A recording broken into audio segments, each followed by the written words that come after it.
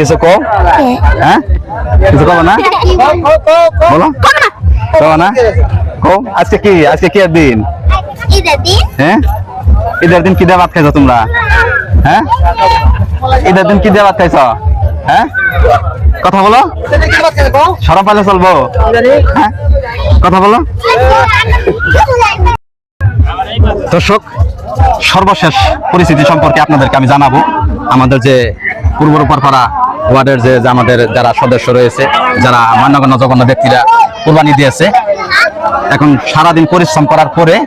এখন মোটামুটি ভাবে আমরা যারা আমাদের গ্রামের যারা জনগণ রয়েছে যাদের পাশে মানুষ দাঁড়িয়েছে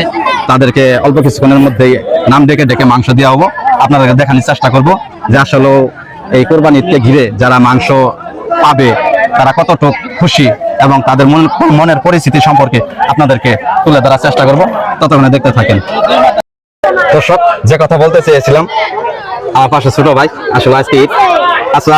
মাংস কতটুকু পাইছো প্রায় 1-1.5 কেজির মতো। কিরকম লাগতেছে খুব ভালো লাগতেছে। আজকে ঈদের দিন সারাদিন কেমন কাটলো আলহামদুলিল্লাহ খুব ভালো কাটছে। বাসার সবাই ভালো আছে না আচ্ছা প্রিয় দর্শক আসলে আমরা যারা মুসলমান এবং সাধারণ মানুষ রয়েছি আসলে আমরা সারা বছর আশায় থাকি যে ঈদ আসবে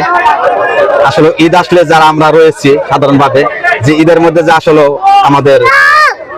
কত আনন্দ আসলে আমরা যদি বুঝাইতে চাই আপনাদেরকে